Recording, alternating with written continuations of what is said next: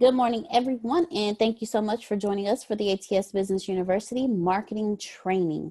Today, we are going to do part 2 of what we started last week. And what we started last week was the relationship between your sales team, your marketing team, and why it needs to be cohesive. So last week we discussed that you can't separate the two. They have to be one cohesive unit, and we used the example of a married couple. If a married couple is cohesive, working as one unit, the house flows smoothly, wonderfully, perfectly well. But if the couple is not cohesive, they don't work together, there's a lot of bickering, there's back and forth, there's not enough communication, so things get undone or things get done twice.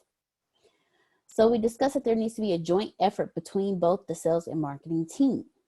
Both teams have to understand the buying process and the target audience's pain points.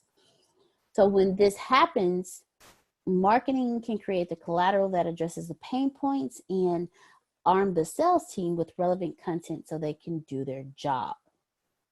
So today, what we are going to discuss is, how do you properly do that? How do you use your sales team to empower your marketing team? And how do you use your marketing team to empower your sales team? So what you need to do is, you need to enable your sales team to be able to produce massive sales. And when you empower them with the knowledge, the skills, and the content they need to make a profitable sales transaction, you have a very prosperous sales team.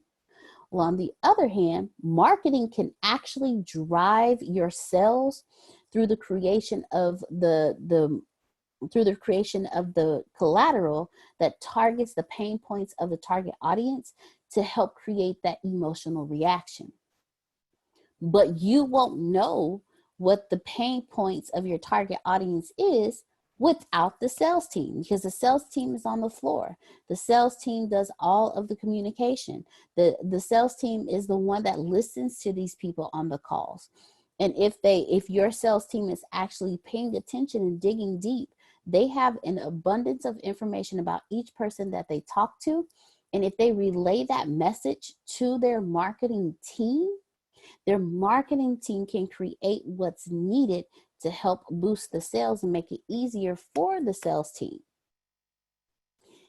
That's one of the main reasons why it's important for the two teams to work cohesively, because if they all come together, they can create a marketing concept and a sales concept that works hand in hand to help increase sales, to make it easier on the sales team. And then it allows the marketing team to know what type of collateral to create to get that emotional reaction from your audience. See, your audience, we've discussed this before, your audience, they do emotional purchases. We do emotional buys, and then we use logic to make that buy understandable. We use logic to explain to ourselves why this purchase was important. But when we first purchase things, we do an emotional purchase. Prime example, when you purchase a book, there's something about that book that drew you emotionally. Like for me, The 7 Habits of Highly Effective People. There's an emotional attachment to that purchase, because I want to be a highly successful person, a highly effective person. So in order for me to do that, there's 7 habits. Well, let me find out what these seven habits are. There's an emotional feeling attached with that purchase. When you purchase a house, there's an emotional attachment to that purchase.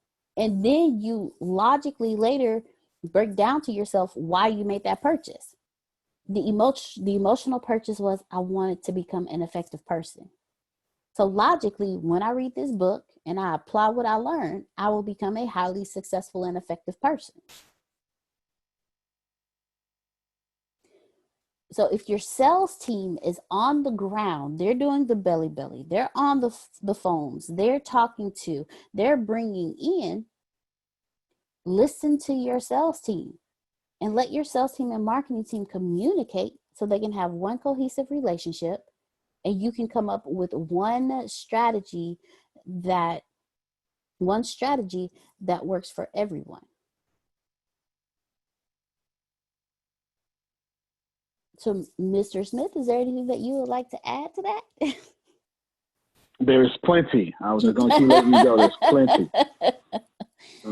There's plenty. We need to talk about, put this in chat for me. We need to talk about,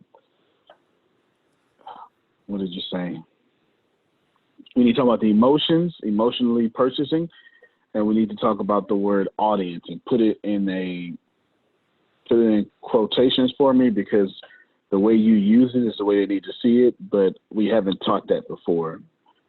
And that's something very important. You want to keep going? You want me to do my thing here? You tell me what you want me to do. You can go ahead and do your thing, because that's the part that we're talking about today. And then next week, we're going to talk about the content created by the marketing team. Or if you I'm going to walk off. No, go ahead. Or if keep going. I'm going to walk off camera real quick. Okay, so I'll go ahead and if you want. No. Or if you want. Go ahead. I'm listening. I was going to say, or if you want, I can go ahead and talk about the content created by the marketing team, because they. No. Content is going to throw us off. Gotcha. If you go to the content, we need to cover these two things first. Gotcha. But what was next? Content and what? The content created by the marketing team and how it affects the sales team. No. We're not going to be able to do that just yet, because. All right. So let's go with the emotionally buying first. That's easier for me to tackle than the audience. The emotionally buying is, obviously everything Deanna said is facts. We shouldn't be doubting this. This is facts. We know we emotionally buy. Let's say you're like me and you're going to say, well, I'm not emotional, I'm logical. That is a fallacy. That I am so emotional about being logical, I'm emotional. You get what I'm saying? So if you're like me and you're saying, well, I'm not emotional, I'm logical, I do everything with logic, I think about everything first. You're so emotional about that that's what it is. We think, but what happens is in our thoughts, what we've developed is emotions behind thoughts. Even if you are leave that alone, let somebody ask. Now, here's why that is important. Sorry, you're looking at my screen, but I'm hungry. Here is why that is important. If Pam Norris emotionally purchases, it also means Pam Norris emotionally talks herself out of purchasing. Is everybody following me so far? See if people are raising their hands or nodding their head or something like that. Yes, sir. We have head nods. All right, good. That means that in the same manner she talked herself into purchasing from me is equivalent to the same manner, conversely, that she will talk herself out of purchasing with me.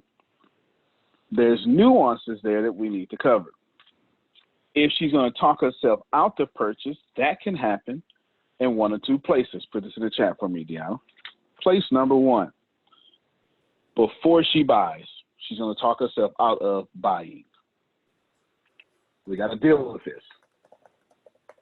Before she buys, she's going to talk herself out of buying. The second place this can happen, talking herself out of it, is after she buys. She's going to talk herself out of buying. That second one is detrimental to small businesses. Detrimental to small businesses, okay? So let me recap. I'm not looking at my screen, so I'm just going to recap from the top of my head. It works like this. Right now, we're just talking about the emotion. We can't even bring up content first without understanding this emotional buying part, and then I got to bring up audience. If Mayuri, I think I saw her on before I walked away, if she bought from Antonio, is that Mayuri unmuted? Yes, sir. Hey, Mayuri, how's it going? Hello. How's it going? How is the food? How's the food YouTube thingy working? Oh, it's going great. Actually, I've just not put all those things on social media yet, but I have 55 subscribers just within my WhatsApp contact. So Well, soon good I stuff. come up You with a actually, nice logo. Yeah. well, you actually taught me something yesterday, and you don't even know it. I told y'all I consume everything. My Yuri posted a story on WhatsApp yesterday. I didn't even know that was possible. Yeah. Yes, I know you did. I know you did. I was shocked when I saw Yeah, it. on my status. Yeah. I said, "What? WhatsApp has stories? What is going on here?" I had no idea. I was okay. Deanna tells me I'm breaking up, but I was shocked. I was like, "Wow, okay, stories on WhatsApp. I didn't see that coming. That's pretty cool. That's pretty cool." And anywho, that's just a sidebar. But good job to you. Good job to you for that. So good stuff. You. Good stuff. Yeah. So Antonia, So just one thing to no, go ahead. add. Yeah. So when I just saw the analytics of my YouTube, I saw that I have 69% of subscribers from WhatsApp. And then the others are from Google and YouTube channel. So just posting it on WhatsApp, it helped me a lot. Yeah, that's a big deal. It's a big deal. It tells you what's working for you, but it also tells you absolutely. The power of what's. That means that you should, if 69% of your future income is coming from WhatsApp, then that should automatically tell you you need to get 69% more whatever on WhatsApp. It automatically tells you, actually I would say 690% more. Because that's just assuming, see, this is, you give me a good platform. Everybody pay attention to what I'm saying. If she knows she has 69% of her YouTube subscribers paying and following her on YouTube, subscribing, they haven't paid yet. So we're just going to be nice and say 10% of them will eventually be paying customers. That means to the novice mind, okay, WhatsApp is working. To the Antonio Smith mind, it tells me whatever is working on WhatsApp, I need to do 690% more to actually get paying customers. That's that audience thing we're going to talk about. That's coming in the audience section.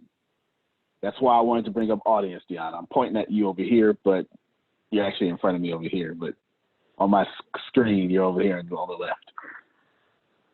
I want y'all to process that. My Yuri understands, and now she's even more understanding. She's going to do 690%. So whatever she's doing, let's say she's dressing. She's got to dress more. She's posting. She has to post more. How much more? 690% more. Was it an Indian dish? Yes, I need 69 Indian dishes. I need 69 of these posts. Is someone following me? That's how you do it.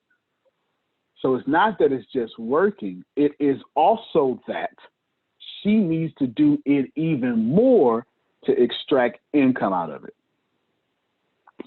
So allow me to do both things. I'm gonna mixture the two things I want to talk about into one because my Yuri comment is forcing me to do so. You need to stop looking at your customers as customers and start looking at them as an audience. And Deanna was explaining that, but she does it so much, she didn't explain it because it's natural around here. My Yuri's customers are not customers, they're an audience. And you treat an audience differently than you treat a customer. There's more people in an audience than it is a customer. Okay? Follow me so far. More people in an audience than there would be in a customer. So let's break this audience down, then we'll go back over to the first thing that I was talking about. An audience has the ability to not like me, hate me, throw three fingers in the air, lighter, wave, whatever. My Yuri needs to now understand, since it's an audience, Ice Buddy, you're now the chief entertainer. We're getting somewhere now. You're getting somewhere. You're now the chief entertainer. Everything is entertainment. You must now get my attention, pique my interest, deliver something I do not know, and then close me. I've never taught this before, so you might be paying attention. As an audience member, I must get your attention, pique your interest, then deliver something you did not know. I'm going to break that down, and then I need to close you. What is that? AIDC? Attention, interest, deliver, close. AIDC. We'll call that the Antonio Smith, the AIDC method. I don't know what it means. We're just making it up as we go. But it's true. You need to shift. I got you. I was first talking about emotional, but I want to move from that. So, Deanna, good job, because every single thing you're bringing up is forcing me to bring out stuff in here that I've never taught in the 2 years that we've been in existence in this capacity, okay? Yes, sir. I'm saying, oh, I got you. You want me to repeat it? Okay. Yes. All right, so my Yuri, I'll mute your mic real quick. Don't worry about your background noise. It's all good. So here is my Yuri. She just found out that her WhatsApp application is 69% of her YouTube subscribers. Yes? That's what she said. That was her words. Her words, not mine. Now, to a novice mind, you got to write down yet, Deanna. I'm building this so everybody can understand. To a novice mind, oh, I need to focus on WhatsApp more. Good. To Antonio's mind, it tells Antonio, I need to focus on WhatsApp 690% more. If she says 69% of her YouTube subscribers are from WhatsApp, they're not paying yet. I'm telling her, in order to extract income from those followers, you must do 690% more than what you're currently doing. That means that she needs to shift from thinking of people as customers into an audience. And that's why I told you, Deanna, you can't move the content yet, because when you kept saying audience, this is how you meant it. But I knew we never explained it this way before. An audience is different from a customer. You can have an audience of 10 million, and customers from that audience would be 5. Or you can have 0 customers in that audience because you're on someone else's platform. Tomorrow, I'll do the Conquer the Crisis Summit 3.0. At 3 o'clock, pay attention, at 3 o'clock Central Standard Time, that audience will be hypnotized by my delivery, charisma, and content for 30 minutes. Do you understand what I'm saying? But that is not grace when I convert them into customers. You know when I convert them into customers? When I show up for the first speaker and I sit on the front row. When in the chat, I am as active as the participants. Because you know what people like me, what are you gonna, keynoters, millionaires, whatever, people like me, whatever, don't do? We don't act like fans.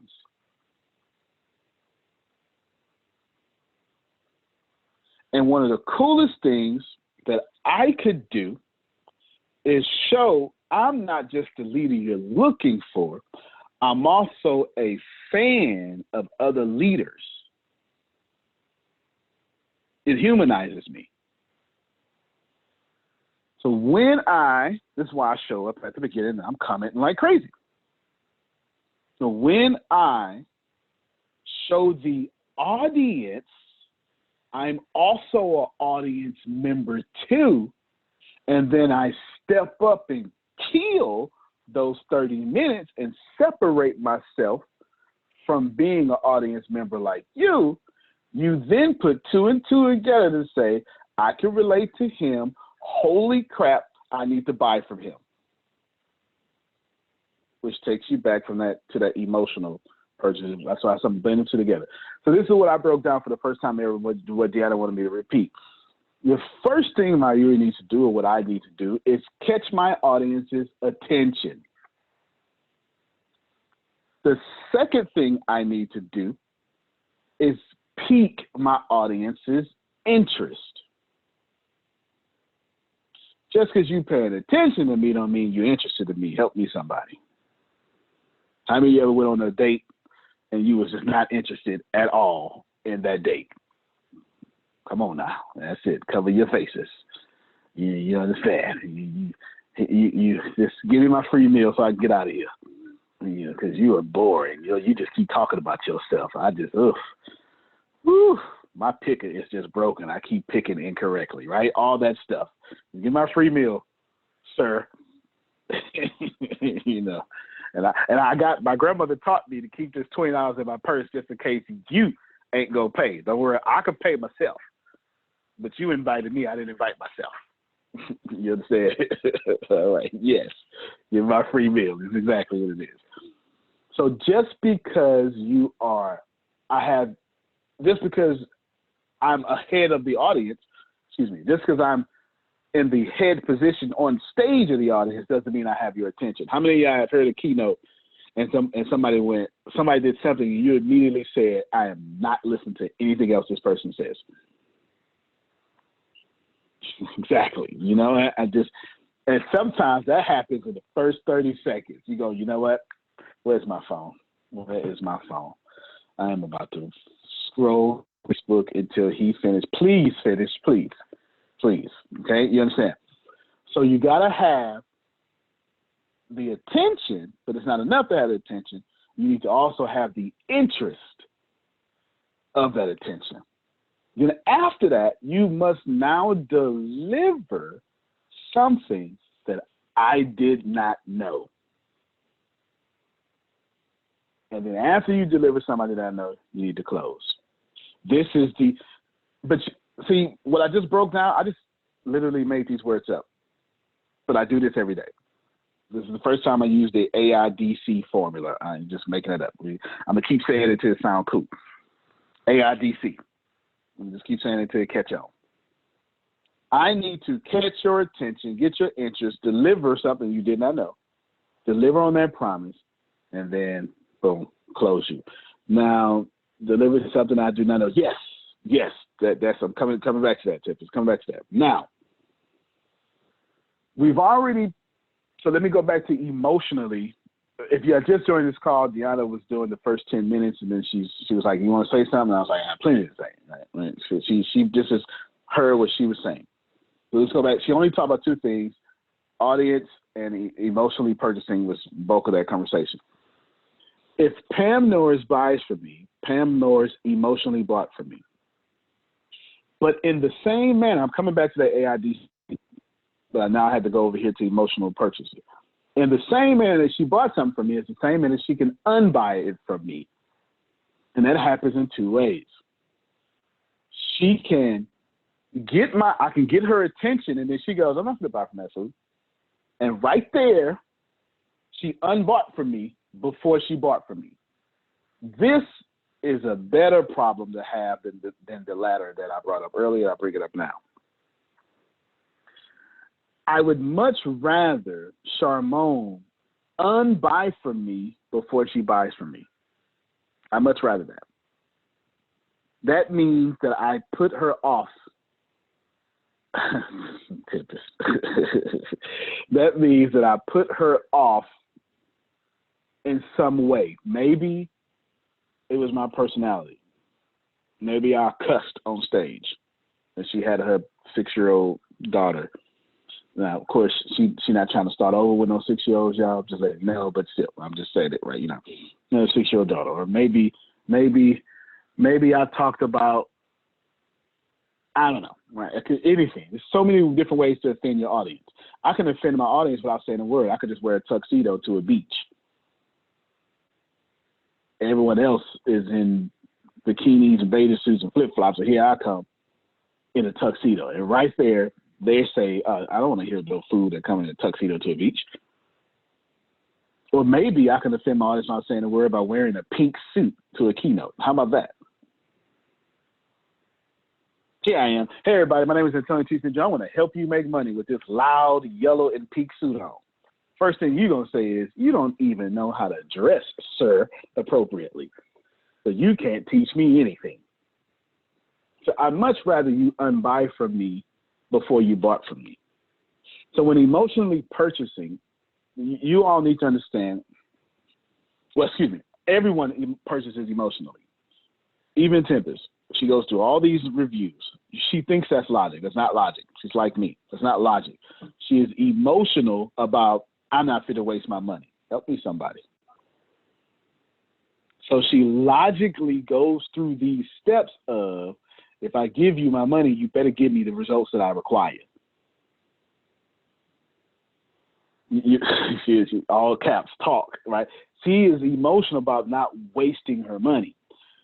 It seems as if, let me read these reviews because I don't purchase emotionally. That's what she's going to tell herself, but that's not the truth. She's emotional about, don't waste my money. And that is driving her purchase power, which is why she would only buy from someone with a solid reputation, and she's typically very late to buy in the first place. So if you're looking to build your business off a bunch of Tempests, you better be spectacular. Super spectacular. Can you direct or steer these actions? Absolutely you can. Absolutely you can. That's where that AIDC comes from. I'm going to break that down. Now,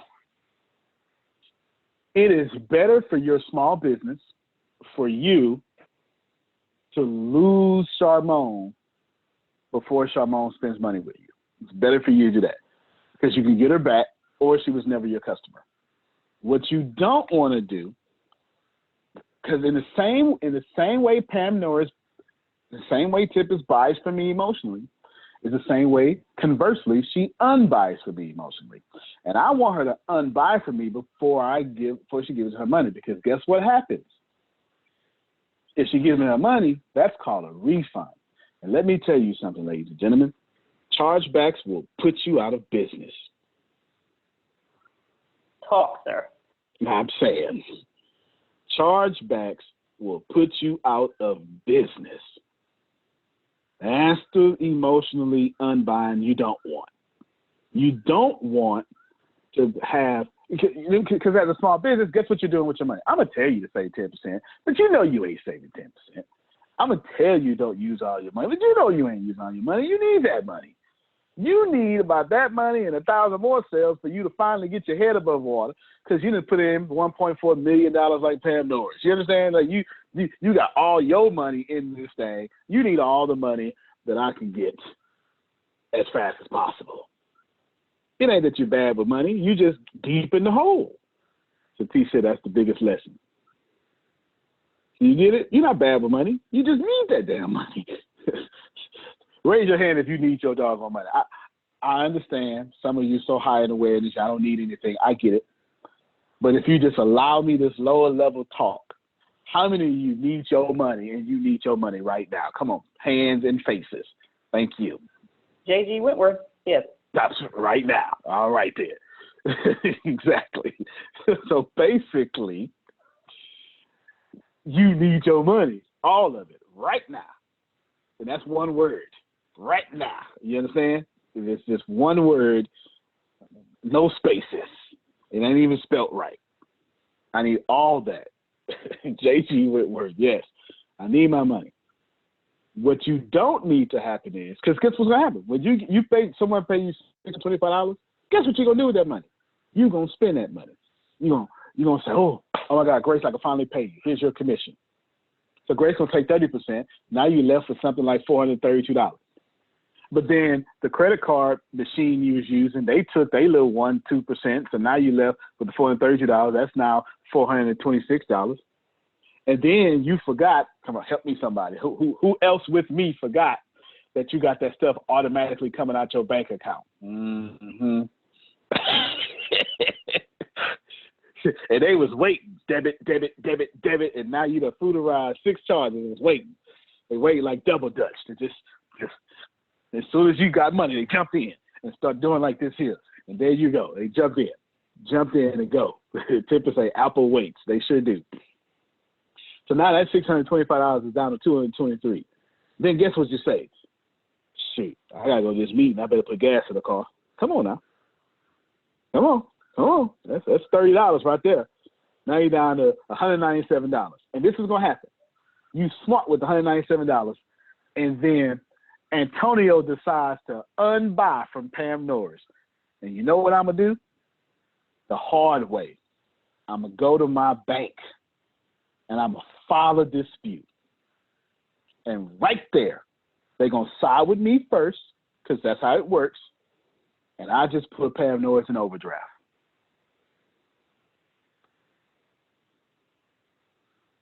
You get that happen enough, you out of business. It only take 2 or 3 of those. It only take 2 or 3 of those, because they're going to always side with the customer first, and then you as the company have days to dispute that, and it takes about 60 days to win that dispute. Can you handle chargebacks and not being paid for 60 days within the best of account? It's tough. Thou is speaking from experience, I can assure you. I can definitely relate to that. Real. That was like I'm not gonna. I gotta put my testimony. That was like one of the biggest wake up calls for me, and it turned out to be a scam, and it cost me nearly $2,000. I definitely wasn't ready for that. So I got scammed for $8,000 and had to pay $8,000 back. Sure did. Somebody paid $8,000 for coaching, and then charged back. It wasn't their card, and I had to pay $8,000 back in the middle of needing that money. Sure did. Sure did. Go ask Square. They remember it. They hounded me until they got it back. Maurice say somebody got him for $6,000. See that? Happens with all. So you don't want those emotional, I ain't buying from you. Oh my God, Dave, you're so awesome. And then what's going to happen?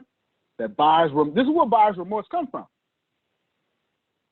Buyer's remorse comes from, holy crap, I probably shouldn't have did that. And now they're going to logically, air quotes, which is emotionally, unbuy from Dave.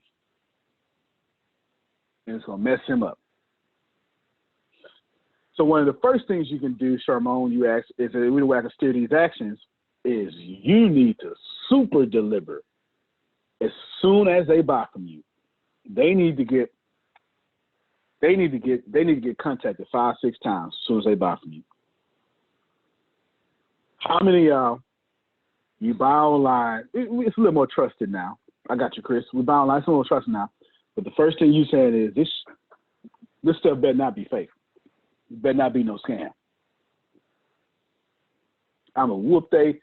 I need some real folk that you don't play with your money, your man, or your food. Help me somebody. Talk, Reverend. All 3 of those. Go get somebody whooped around here. Michelle say 100. My man, my money, or my food. I ain't messing with either one of them. And what happens is you emotionally unbuy. So what y'all got to do is you need to at least hit that person 5 times in the first week. And I'm going to tell you twice as soon as they buy from you. You can be let me tell you how we do it around here, because I keep our staff real small. We do real small staff, and we outperform people with 300 people in the country in the companies. This is what we do. That's it, Maurice. I understand what you're saying. We speak the same language. Cedric the Entertainer said that on Kings of Comedy. You understand? Now, let me explain this here.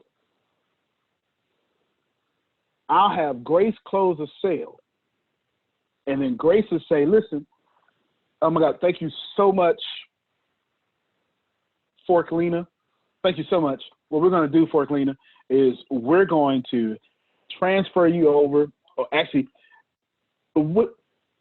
our customer text message you just to make sure everything is okay and all that good stuff.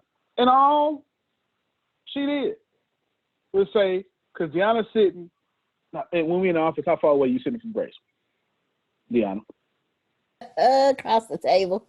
Across the damn table. 2 feet away. But that customer don't know that. That customer don't know that. It's a whole different department. You understand? And then they get the call. And in Deanna's sale, she passed it right to Grace. And if both of them got it, they passed it to Reggie.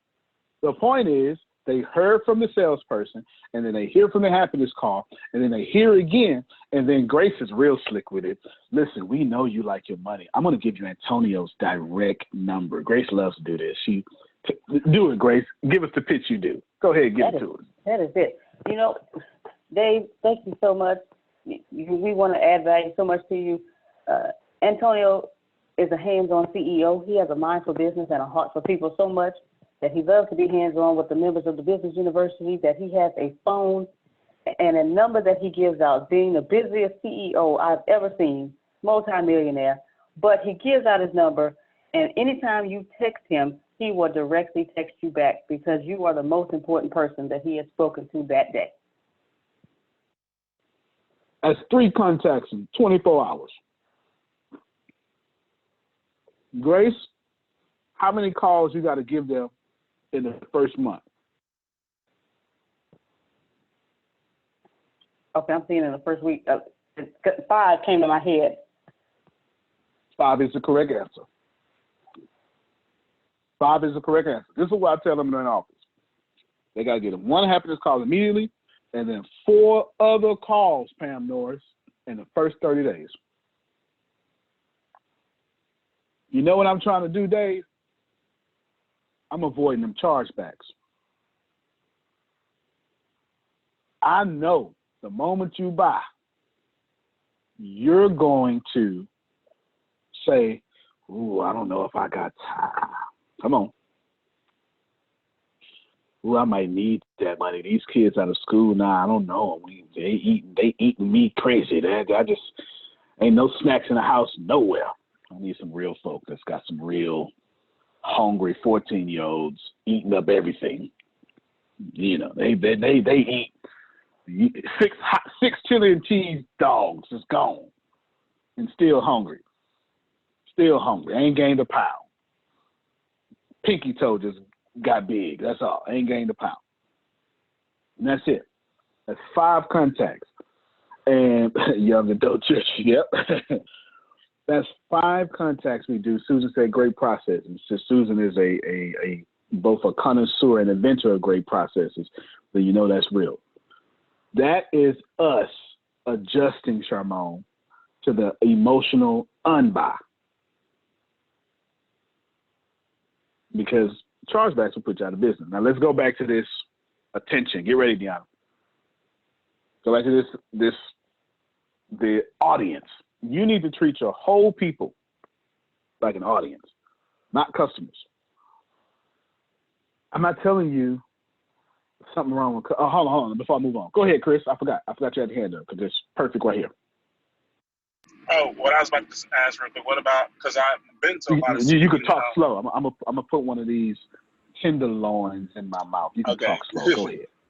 So I've been to a lot of speaking events, and one thing I noticed, especially from the high and paying ones, is like after you get whatever their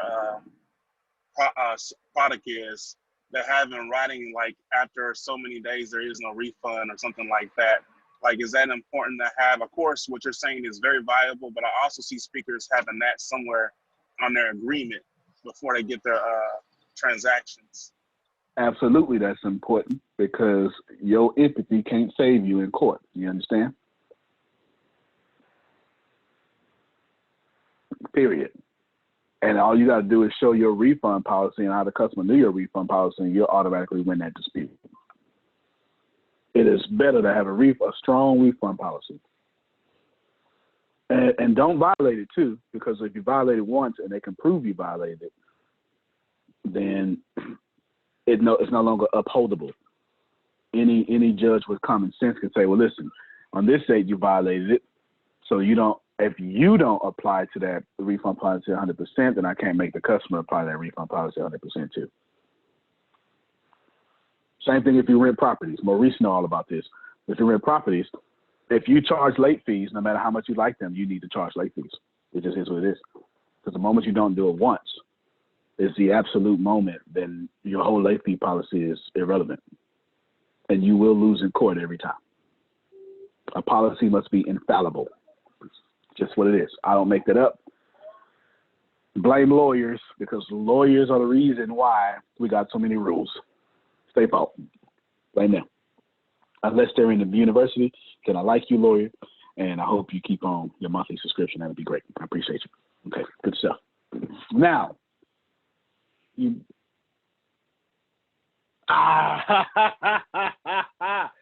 so right. I didn't even think about it. My boy Maurice. I sure did. Hey, what is it supposed to be? Sundown? It's supposed to be sundown, huh? Yeah, you sure right. Yeah. Yeah, you know what? I did that yesterday too and didn't even realize I did it. Yeah, we talk about Ramadan, y'all. Good stuff. You know, me and Maurice, we tight in the same beliefs and stuff. Good stuff. and Justin, I like that. Now, if you're going to, it's nothing wrong with having customers, because you need customers, and they are customers. So I'm not playing a wordsmith game here. I'm not even trying to sound smart by saying something unique like, oh, think about audience. That's not what I'm trying to do. I'm just saying that you pay. I'm just saying the internet has forced us to stop thinking people as customers and start thinking of them as an audience. The internet, you don't do content for customers. You do content for audience to make them customers. But even when they become a customer, you still need to treat that customer like an audience member. You still need to. Here's what happens with most of your companies. You get a customer, they buy, they don't hear from you again. Come on, who's willing to admit that your company used to work like that? I won't say now, but your company used to work like that. I got my hand up first. Come on, Grace, don't lie. Sharmon, thank you for buying from me. Got your money. It wasn't bad. I didn't have no system. I didn't email you. I didn't know how to use an email list. Right? It's not that you was wrong. You just didn't. You were ignorant. You know, ignorant just means a state of being uninformed, uneducated, or unaware. Okay, it's just the definition of the word. Maurice said he got both his hands up. I was bad for that. I was bad. So I got Dave. All right, Dave. Thank you. I know plenty about Dave. He probably right. I know plenty about Dave. Plenty. We talk plenty of times. Dave can hit me up anytime. Dave know what's up. You know what I'm saying? Plenty of times. Plenty of time. He probably got some meal plan he can't wait for me to get. You know what? If you got one, you can go ahead and just send it to me, man. He probably got one, been having it for like 6 months and was praying that I go ahead and say something. You know what I'm saying? Like real talk. Real talk. When they're your customer, you still need to treat them like an audience member. So what do you do to an audience? You're consistently dating an audience. If you're on stage, you're talking to everyone, aren't you? And you're doing it every second you're on stage. Listen to what I'm saying. Every second you're on stage, you are pandering, catering, seducing that audience. And I'm telling you, your customers need to be seduced every day. past and present. Phil is doing a fantastic job about this. What Phil said, ooh, economic disruption. Ring, ring, ring. Hey, Jonathan, I know you haven't talked to me in 16 years, but I just want to let you know, here's some good news today. That's Phil treating old customers like today's audience members. It's powerful. I guarantee you that the energy of that Phil's doing is going to pay off huge real soon. It's going to pay off huge. It's going to pay off huge real soon. It really is. You'll see it. Maurice said that's the powerful lesson. Every 7 seconds, we lose someone's attention. Ain't that right? Every 7 seconds, we lose someone's attention. So now let's go back to it, Sharmon. Here you go. This is your full answer to your question, and then we give it back to Deanna. If I'm treating you like you're my audience, I need to get your attention. So where are you? Are you in text message? I need to get your attention. Are you in email? I need to get your attention. You're on my Facebook page? I need to get your attention. You understand? You're on my message? I need to get your attention. I think everyone here is in my cell phone for my well, I call it my fan phone. I've been doing this for how long now, Grace? It's been a while now. It's almost a year. Yeah. Because I know the bill is going to come up, and I'm going to be like, damn, I got to pay a bill, all right? Because I pay the bill yearly. I know it's coming up fast, because it was hot outside when I got the phone, and it's hot outside again. So I know it's coming up, you understand? It's hot outside again. It feels like July out there. I went out there to water the garden, and I tried to go early. You know what I'm saying? 7 in the morning, it was still too late. It's hot. It's just hot. So I know it's coming up. Now, Sharmon says, do we use all sources? Absolutely. But check this out. I ain't sold it out one time. If you think about it, I ain't sold you. And I'm trying to figure out how can I, and actually, Chris, I'm stealing for Chris now. Chris posted something Gary Vee sent him. And it was inspirational. Chris was like, oh man, that was deep, right on time. I'm trying to figure out how can I work that into mine, but I don't want to text you every day. I haven't sold nothing because I haven't added enough value yet. I haven't given you enough free stuff yet, and I'm giving plenty of free stuff, but I haven't done it enough yet. And until then, until I feel like it's enough, until I feel like I'm giving you, until I give away $1 million worth of gifts and values and prizes, I won't sell a single thing on that. I won't. I refuse. I haven't added enough value. I haven't added enough value. Down tell you, I'm cutting in and out. I got my Wi-Fi off. That's cellular provider, I suppose. All right, now check it out. I got to get your attention, Sharmon. So you get my attention, then get my interest. Those two are self-explanatory. This is the one we go wrong at. Delivering something I don't know. I need all of you to get real cocky for a second. And this, I need you to put on your he think he all that pants, or she thinks she all that pants. I need you to put this on. Pam, notice every time you talk to somebody, you need to tell them something that they don't know. Every single time. Every single time. Every single time. You need to tell them. Every single time you get on camera, you need to introduce a new fact to me that makes me go, whew, crap, that lady know her stuff. Every time. Because the more you do that to me, the closer I am to giving you my money. The closer I get. Because remember, we never, let me share my whiteboard. I want y'all to remember this. Sharmon, remember this. We never spend our money like this.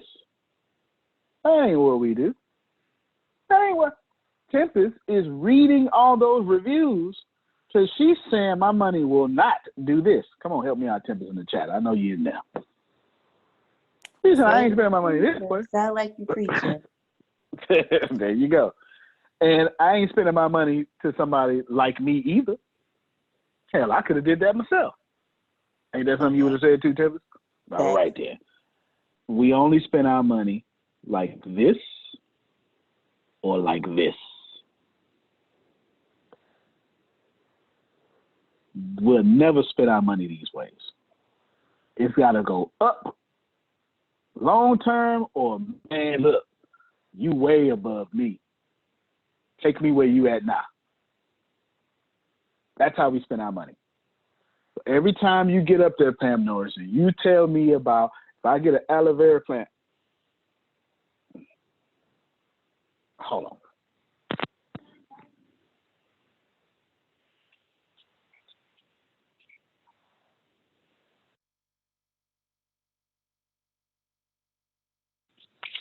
You don't know it, but you made me go buy me one of these here. Big old one. Got two of them. I'm about to go plant it. You understand what I'm saying? Ain't playing no game. Ain't playing no games. No games. But I ain't know that. Shit, I can make my own? Well, shoot.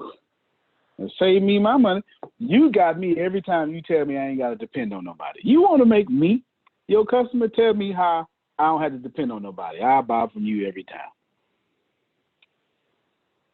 Michelle G said she got two of the fridge. But think about that. Think about that. That's real talk. Someone who grew up like me in a trash can on his own, you do know freedom is a real big deal to me. How many times y'all heard me say the word freedom? You can't even come up with a number. If you can convince me freedom, shoot. Where do you want me to send this money? I can't wait. So you got to deliver, Charmone. So when you go and you sell me some shea butter, you need to somehow tell me something I don't know about the skin. I don't care about it, but I want to look cool and repeat what you said to somebody else. So when you tell me, oh yeah, you know, it exfoliates and so I don't even know how to spell that word. But as soon as I can't wait to say it to somebody else. Oh yeah, no, it exfoliate my eczema right on off. I use this special stuff. I got a relationship with the CEO, man. You know, I tell you what I do. I'll send you her website. You know what I'm saying? I got it. My butter is special. There it is. There it is. And after that, you got to close. You feel me? Close. It's that simple. All right, Deanna, pick back up. You want to just pick? Okay. Well, from there, ladies and gentlemen, from there you go into the importance of, Tippett said, teach the benefits, how to use, when to use, how to know it works for your skin, signs of skin improvement, how and when to use it on your hair. So Charmone, there you go.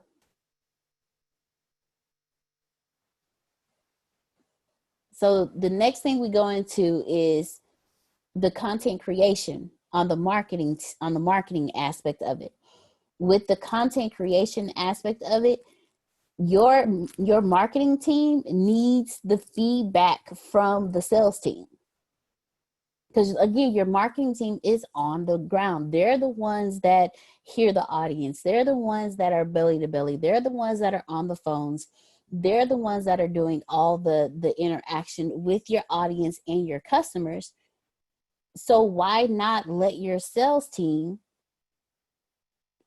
go back and give the marketing team feedback, so that way the content created by your marketing team is more effective when it's developed based on the feedback from the sales team. You know, example, the sales team is on fire and they can give the marketers the insight into the new prospects, any pain points, like I said earlier, that they want to address. And then the marketing team can make sure that when they create the content, they address those pain points so that the sales team can use that in the field. And it's always compliant and it's aligned with the brand story. The relationship between your sales team and your marketing team is extremely important for the cohesiveness of the flow of the brand as well as the flow of the money. If your marketing team does not know what's going on when it comes to sales, when it comes to conversations, when it comes to the pain points of the audience, then they won't be able to create anything that will develop leads for the sales team. So my question to you is, if you have a sales team and a marketing team already in place, when you have your daily meetings, do you allow the sales team to actually say, hey, this is what we discovered, and your marketing team to say, hey, that's great, that'll help us create this? Or do you sit there and give orders and tell them what to do without hearing any feedback from your sales and marketing team? And if you do not have a sales and marketing team in place and you are the sales and marketing team, are you applying the feedback from your audience and your customers to how you're developing your content to be able to have a cohesive flow with your sales and marketing to make things easier for yourself? And are you documenting these things so that way you can go back, and when you do hire that sales and marketing team, you know what to communicate to them? Yes, ma'am, Miss Pam. Yeah, before in our beginning stages, before we have a sales team, we had to be all of those things, like you were just saying. We had to be the sales and the marketing. So we did a little exercise with the staff, where at the beginning of a staff meeting, we had everybody, all the staff, brainstorm all the potential pain points and objections we could think people could have about the ice buddy system. And they just had to write it. And then we went and did the regular staff meeting, gave them their brain a break. And then at the end, they had to come back and do the second part of the exercise, which was to take that list they created in the morning. And now they had to think up the collateral for how to address it in brochures and responses.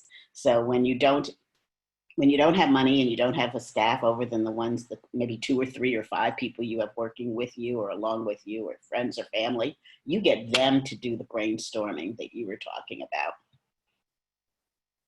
That tides you over until you can have some money and pay for people like ATS to do it for you. There you go. Antonio's clapping. We don't mind money. So as you see, Miss Pam just gave you the perfect example of how to have a cohesiveness between sales and marketing, even when it's just you or the 4 to 5 people that you have. And I know, and now that she has put that culture into place, as she expands and she has that full sales and marketing team, she now knows to put that same process in place. So now she knows that her sales team and her marketing team is completely cohesive with each other because they're brainstorming together. It's not your sales team out there, sell, get this money. Your marketing team, what can we put together to get people to buy? No, it's the sales team going to the marketing team and say, look, I had this conversation with Ms. Mary. Ms. Mary said that this is what she's going through. These are her problems. And she just this, that, and that. And then the marketing team is going to be like, thank you for that information. So since Ms. Mary is having these kind of issues, I wonder how many more of our audience members and customers are having that same issue. And let's create something to draw them in emotionally, like we were just talking about. So thank you, Ms. Pam, for that. Thank you, Ms. Pam, for that feedback. So Mr. Antonio T. Smith Jr., the floor is yours. Ma'am. The floor is yours on any feedback you would like to give. Well, no, it's not feedback. I want to ask the other question because I want to kind of, let's see real quick. There's 2 questions. I'm gonna frame your answers. Do you want to know how to build a marketing team that is extremely connected to sales, or do you want to, or do you, who doesn't have one? Let's do that. Who does not have a marketing team or not have a grip on marketing? Let me ask that question. If you don't have okay, we got one person already. If you don't have a marketing team or a grip on marketing, the way you would like, got two people. I need 100% participation or close to it, so I can, we're polling the audience, all right? So Janice telling me 4. Who else? Either just flash the camera real quick or put your emoji hand up. I'm Okay, driving, but I need a marketing team again. All right, got you. That gives us 6. Need a marketing team. Let me ask, okay, and Lisa, let me ask you one more. Let me ask you the same question. I'm asking deeper this time. Who's doing all the work yourself? And that's probably everybody here. I just shouldn't even finish the question. Got you. All right. I have Susan. So Deanna, listen. You have Susan. Yes, good. B says B. So we're in the right audience, Deanna. We're in the right audience. Small team and outsourcing. All right. Justin, do you pay commission or do you pay monthly? I'm interested. It's going to determine what I say next. So he's responding in the chat. Commission for you, Lisa. Okay. When he responds in the chat, I want to see both. All right, then. All right. That's all I need to know. Here we go. So let's save y'all money, and let's also build a team or practice or practices that you can own and control. Does that sound good for this second hour? Do we do that? Save you money, build the team that you can own and control, and become a big media agency? Yeah. All right, good. So basically what we're going to do next, Deanna, is let's make everybody a big media agency, and they own that media agency, and that media agency pushes their product. Cool? All right, so I'm going to need your help here, Deanna, because you do a lot of that. If you don't know, I've said this in a daily meeting, but I never said it in the class. If you want to build a media team, you need to, it's 3 areas that I would look for. I'm telling you this because I get beat up in the jaw. Area number 1 is I'm looking for a writer. Deanna, you're going to explain to them how important writing is. Copyright specifically. You can master sales funnels all you want to. If your messages, if the copyright is not appealing, if the headline is not catchy, then it just won't work. I'll give you a great example of this before let me remind me to come back and give a great example of writing, okay? A headline, great example. Writing, and then you need someone who could do video and pictures, not one or the other, video and pictures. And then you need someone like me that is experienced in paid distribution of ads. That's very important. Paid distribution of ads. That is crazy important. You need paid distribution of ads. Got me? We cool so far? Yes. Yes. Is that a yes? Yes, I'm good. All right, good. Listen, copy and paste that, save that. That's what you need. That's all you need to compete with Gary Vee, Grant Cardone, Oprah, Ava DuVernay. I'm trying. DuVernay.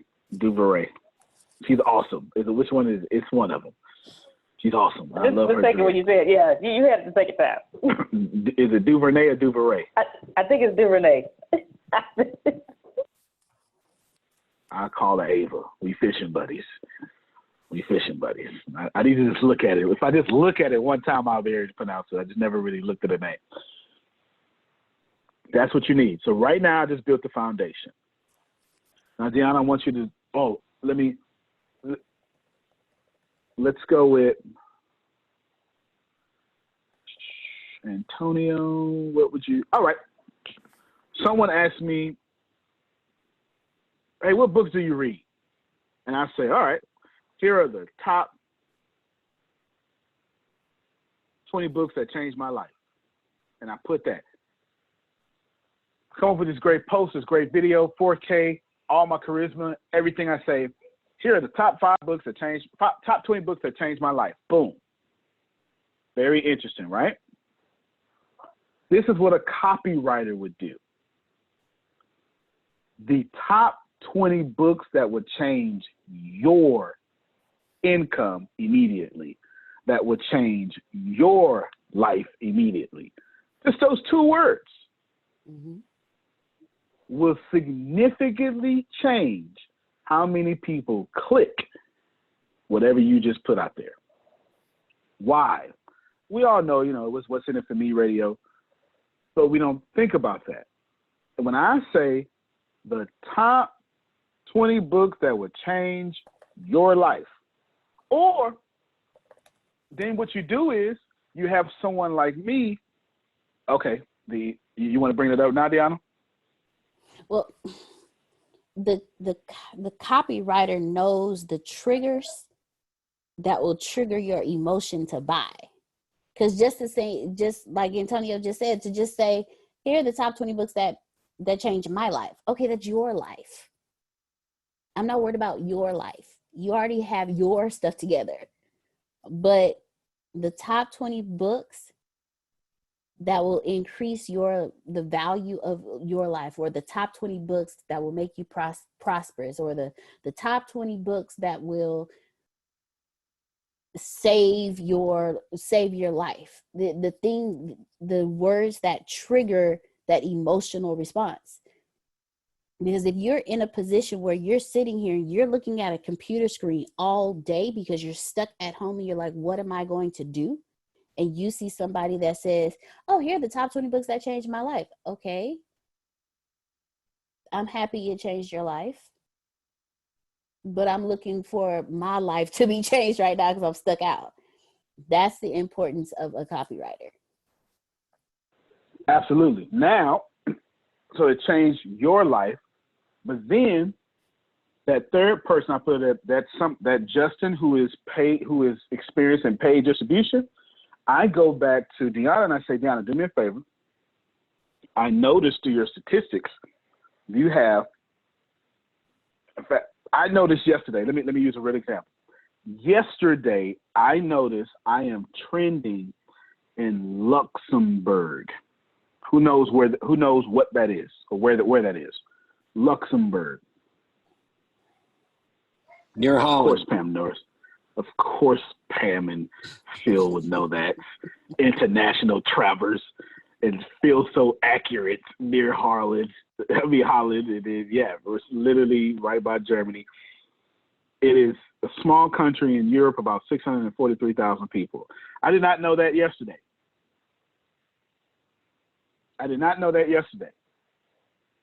Justin, my man, if I never taught you nothing else, bro, I am about to teach you the holy grail of what you need to just dominate this real estate game in this down economy. I'm about to bless you, sir. I want to show you my current rank on my podcast right now. I spend no money on this podcast. None. Zero. I used to spend $1,000 a month. I spend zero money on this podcast. Do you understand? Zero. Right now I'm ranked number 29 in the United States, number 7 all time. But that's irrelevant. Forget all that. No one cares. These numbers will pop back up today. I'm ranked in all these places for whatever reason I'm out right now. Right here. See that? I didn't bring that country up for accident. Apparently, I am number 1 since yesterday in Luxembourg. Number 1. And then number 70 of all podcasts in education, 71 in Luxembourg. So you know what I did yesterday? Let me tell you what I did yesterday.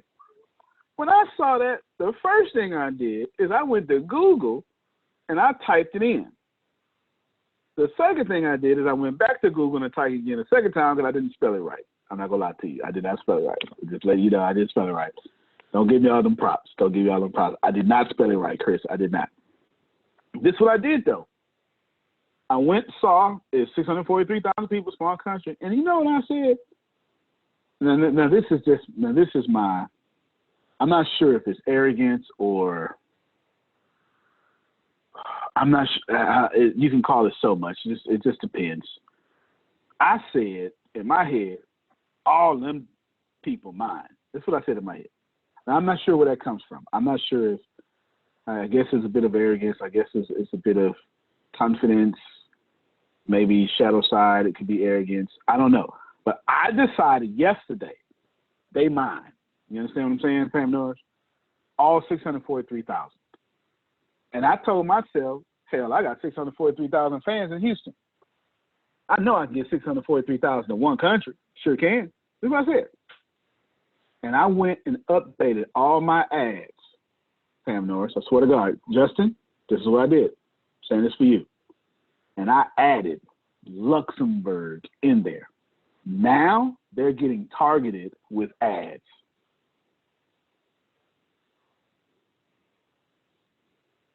I use my podcast to determine where my video media is going. I'm helping somebody. Before I finish this, Pam Norris, I know you just, because you're a quick thinker and if y'all don't know this here, I'm gonna let Pam Norris talk. Pam Norris gets out these classes and then get on the phone and have meetings with her team and they make immediate changes. Immediate change. Pam Norris is not here to sit up here. She don't wake up at 3 a.m, empty her bladder, drink some coffee for nothing. She is having meetings. Do you understand? Immediate changes. Tell us what you just learned or whatever you want to say. Free talk about what I just said, and I'm going to tell you why I brought it up. It's about paid distribution. Okay. Well, Ice Buddies just put out a post to collect names of people who want Ice Buddies. And so we took and I've done a number of videos that led into this, and I stripped the audio and we made them podcasts. So what we'll do is we've also boosted our videos to certain countries. And so now what I'm going to do now, but I've never looked at it from the podcast to figure out where the videos go. We just looked at where which countries had Facebook users, large numbers of Facebook users, to determine where we would send our podcasts. Send our videos. So now what we'll do is we'll go back and look at our podcast viewings and see how that helps determine where to send videos. So that's. And be honest with you, Pam. To be honest with you, I never did it before until yesterday. I swear to God. I've been doing podcasts a long time. Never clicked in my mind until yesterday. Yes. Never clicked in my mind. Because up to this point, I've trended everywhere I expected to. And that's the truth. I've always expected me to be in 70 different countries. But I'm actually something like 90 now.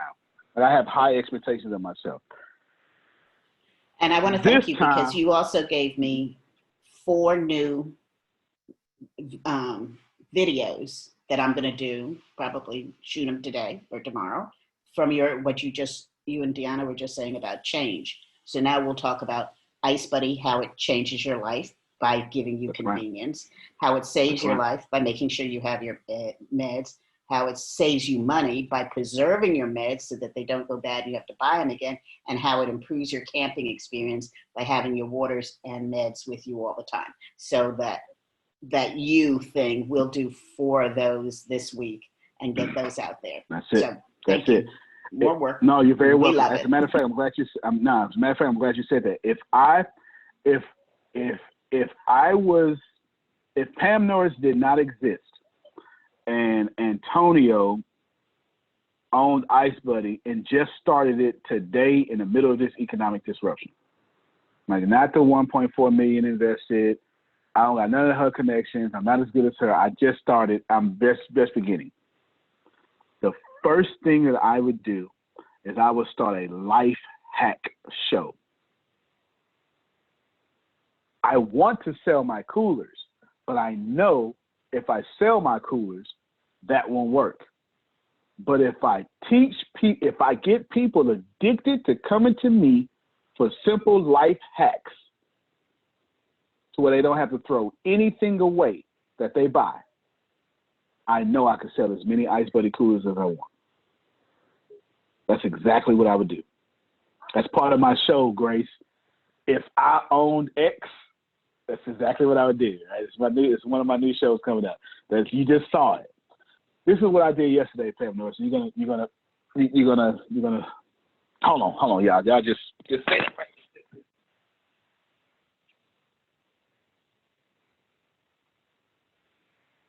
This is what I did.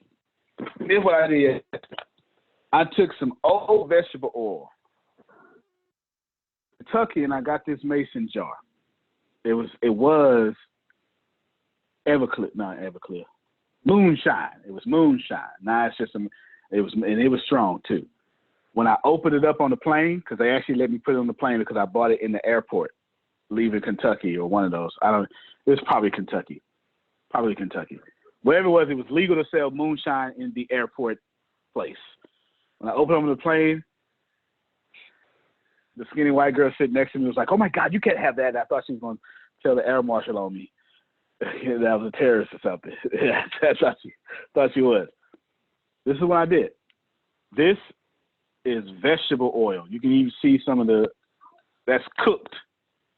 Now it's an oil lamp.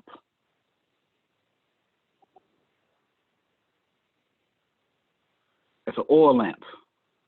And I got 3 more like this. And my kids like bacon. Guess what I did yesterday? I kid you not. I saved it. Now the bacon grease does something different. The bacon grease actually gets hard like wax. I did the same thing. Put it in the mason jar and put it in the bacon grease. And now it's like a wax candle. I would do a bunch of shows like this right here if I was Ice Buddy. This is a big mason. It's over a pint because the pint says right here. The pint is right here. So this is way over a pint. I'm not even sure what it is. It's way over a pint. I can burn this. Now, why is this important? May not be important to you, but I'm right smack middle in a terrible hurricane area, and I got 30 days to get my stuff together because June 1st starts hurricane season. And I don't know about you, but I'm not trying to deal with hurricanes and COVID-19 at the same time. I would absolutely do this. I would start a life hack channel in which I could say, "Oh my God, did you mop your floor? This is what you can do with the used mop head." Because guess what this is? A used mop head. Well, this is actually new. I just went to the store. This is the mop. This is a cloth mop head. That's what that is. And it's deep in there. You can't see it, and I don't want to open it because it's like super greasy. Just touching it, my hand was about to slip off of it. Think about that. You know how much easier it would be to sell Ice Buddies if you had a devoted fan base of life hackers? Because guess who's more likely to buy your Ice Buddy? A bunch of people trying to live off the grid.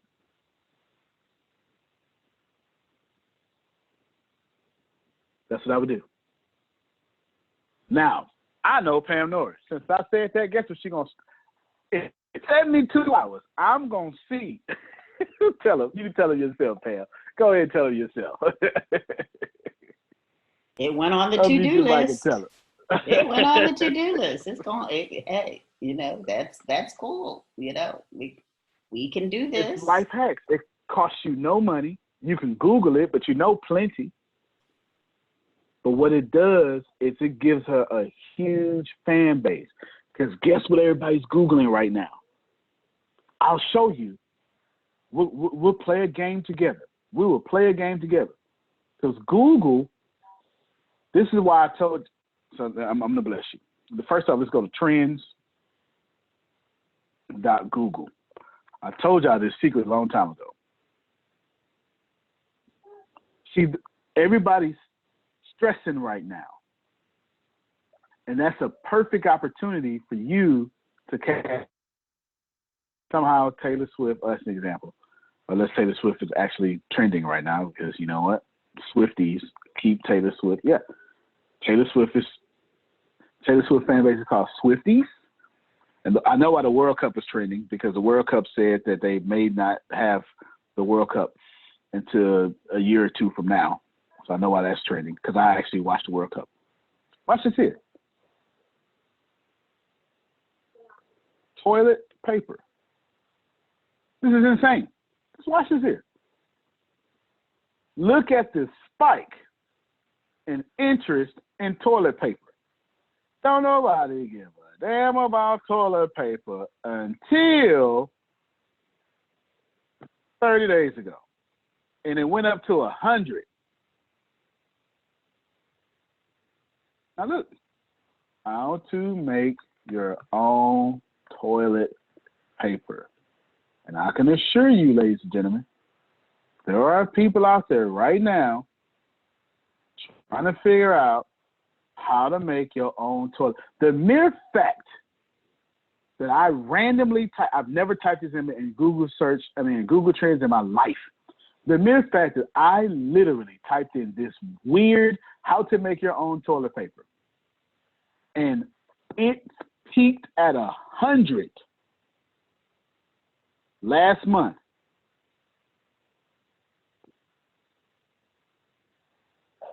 That means Life Hacks is a viable market for Life Buddy. You can either sell, here's what you do with the Ice Buddy, or you can target the people who are more likely to buy an Ice Buddy. It's a bunch of people out there right now trying to make their own sanitizer. I bet you if I type that in, it's going to show. You know what? Let's play a game. Let's try it. I've never done it before. How to make your own hand sanitizer.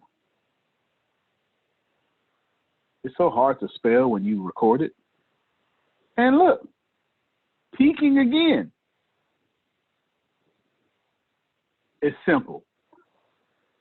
You got about 4 more months left where everybody's interested in living off the grid. Soon, well, actually, if we get another spike, this spike hasn't even ended yet. But if right now, Pam Norris, America owns the most amount of cases in the world, and we have 1/3 of the world's cases in one of the world's smallest countries. At least mid-sized countries. There's 3 million cases worldwide. America has over 1 million. And we already know we're not testing. Like, I'm not even trying to get political. I don't mean to offend y'all. I'm just saying this is an opportunity for Pam Norris to cash in. You teach life hacks.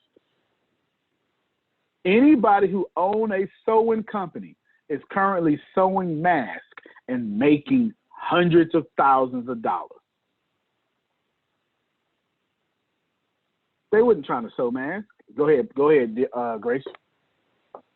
My pastor's sister, she owns a shop right next door to the church. She is making masks and collecting coins. More money than she ever expected for 2020, and she probably gonna make more money this year than she ever made in her life. Life hacks. That's what I would do. If Pam Norris never existed and I was just starting off, I ain't had no money, that's what I would do. That ain't gonna work for everybody. But those people who like life hacks are more likely to buy from Pam Norris than Antonio. I don't teach life hacks. I teach money hacks. She teaches life hacks. You get it? That, Deanna, I have to now throw your alley-oop and pass it back to you, because that is emotional buying, what I just explained, if I ever explained it. It's crazy out there. How I make my own toilet paper. How I make my own hand soap. What you got to say about that? I was one of those people researching how to make your own toilet paper. You have people who wouldn't normally think about prepping. That's what it's called, officially called prepping. And you have people who they want to make sure that no matter what, they're taken care of. They want to be self-sufficient. That's an emotional buy. Wanting to be self-sufficient in a world where they don't know what's going to happen from one day to the next. They don't want to have to depend on the resources. They want to be able to create their own resources. If that's not an emotional buy, I don't know what is. I mean, and think about it. Every store was low on toilet paper. You have a family of 5 people. You're going to want to know something to be able to sustain, because that's not feasible. I tell you what, if someone could teach me how to make my own Lysol, that would be fantastic. Because let me tell you something. I haven't seen a bottle of Lysol in 6 weeks. Not one. I'm dead serious. It's easy to make hand sanitizer, Carol said. Lisa agreed with me. I haven't seen a bottle of I got 1 bottle of Lysol left, and we're saving it like crazy. If somebody can teach me how to make my own hand sanitizer, they can have all my money. I would absolutely buy from that. I would subscribe to whatever you got. And you're not losing money by not selling me the sanitizer. What you're doing is creating a super fan. Because if you help me make my own hand sanitizer, I'm going to believe everything you say after that. If you tell me Ice Buddy Cooler is this, I'm going to say you surely is. Pam Norris can't tell me nothing wrong on sanitizer. Didn't even know that was possible. Never thought about it. I found wipes, got the last 2. I know you did. There's literally no Lysol on planet Earth. If you can help me make my own Lysol, it can just be a spray disinfectant that kills 99% of bacteria and viruses. I'm sure bleach got something to do with it. And if you can help that smell good, it ain't got to smell good. If you just help me use household ingredients to kill germs, you make a killing. Go ahead, Neil. And not only that, if you can teach someone how to make disinfectants or lotions or creams or toothpaste or deodorant from natural ingredients, now you hit not only the preppers, but you're hitting those who want to go full out natural, who want to eliminate chemicals from their entire household. No doubt. I'm glad you said that, because 2 days ago I was researching how to make your own hand soap. Boy, y'all talking about disturbing the market. Man, I'm trying to tell you. I was figuring, listen, I got so much of this. I found out I can make my own lye soap out this oil. I just need charcoal, and I got charcoal. Go ahead, Susan. Yeah, I haven't been able to get Lysol, and I use all natural stuff in my house because I don't like any of the other, and then the smells bother me. But now I am using the disinfectants, especially once that guy finished on our air conditioner. On the air conditioner. But you can buy different, like the toilet bowl stuff. that has the disinfectant 99%. You're right. I've been buying that like crazy. And then there's like the Windex that has it in it, and different things. And so I make my own concoctions with that. Yep, I got a bottle over here to my right, full of the Clorox toilet bowl cleaner. Yes. That's exactly what I got. It kills 99% of bacteria and viruses, and Right. I mixed that with 50% water, and I taught Grace to do the same thing. That's what I and did. When I got, yeah. We think alike. Yeah, we think just alike. Bars of soap that I have, saw all these bars of soap, and I'm like, I don't want to use the bars and have them sitting around. I'm trying to figure out how to bring it down into a liquid. So I'm going to work on that at some point. I've pretty much, Susan, repurposed every single thing. I've literally, it's like I basically went back to like 1870 when people didn't throw away nothing. It's pretty much where my mindset is. Even the cardboard from the roll of paper towels and things, I'm saving that. I save the containers. Like right now I'm making a smoothie shake, and I save the good containers. So when the new stuff comes in, I pour it in there, and then I let that other stuff sit for a while till I feel it's safe to use. So I'm doing all those things too. I'm a survivor type. I got you. I'm with you. I got man. Listen, well, I got a whole garden. I don't need to go to the grocery store for nothing. Green onions, apples, pineapple, cucumber, lettuce, kale. I got all of it. That is like, that's impressive. I would love to have that. I don't have a garden here, but I always had a garden. I've always been a gardener and grown vegetables.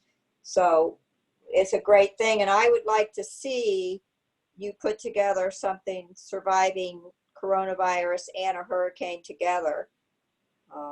Yeah, you might be right. Because you know what? Write that down, Dan. I got to do that because that is a big reality right now. It's making me the knowing that hurricane season is June 1st.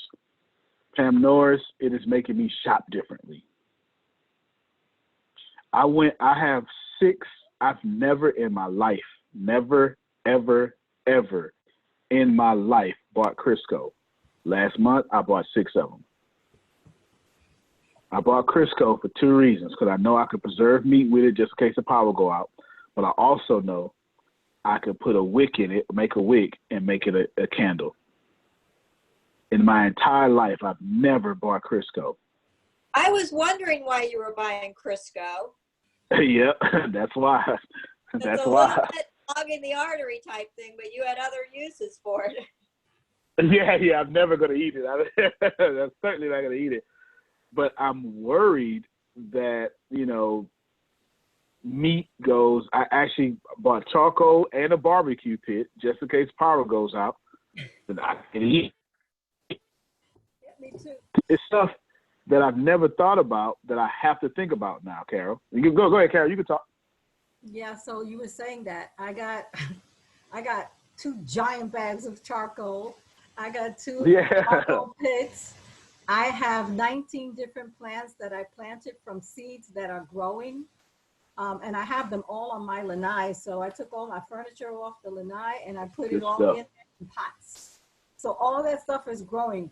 One of the things I wanted to tell you guys about, as far as deodorants, guess what? Baking soda. You put it in a shaker, a salt shaker. You shake it on your hand and you pat it underneath your arm. That makes sense, actually. That works. Makes sense. It works. You can't put a lot because it'll irritate if you put too much, but it works.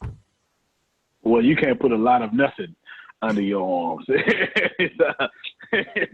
can't even put a lot of deodorant under your arms. That'll have mess up your little black dress too, right?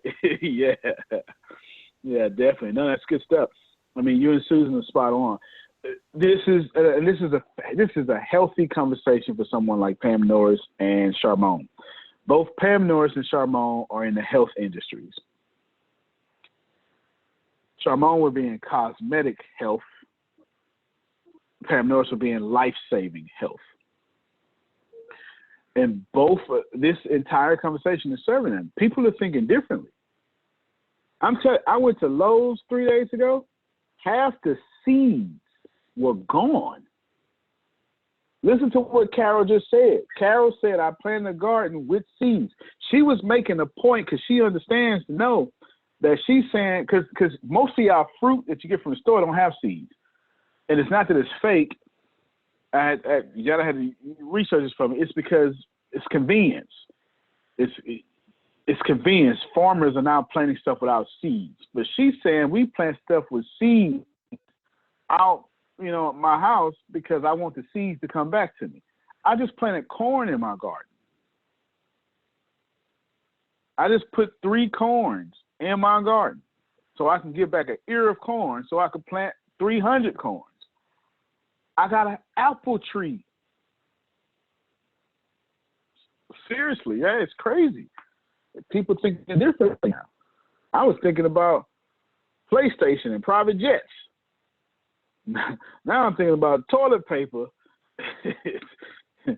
toilet paper and a sharp knife to cut wood and string with. It's crazy out here, man. It's crazy out here. It's crazy. It's crazy. Yeah, I got you. It's crazy. So just think about that. So Pam Norris, Charmone, I saw you put in the chat that she said, "My thinking wheel is moving real fast." You know how to do that stuff naturally. Y'all need to start teaching them shows. I'm seriously. You need to start teaching people. What you'll do is you'll gain an audience faster than anything else, and then you can convert that audience. Right, audience.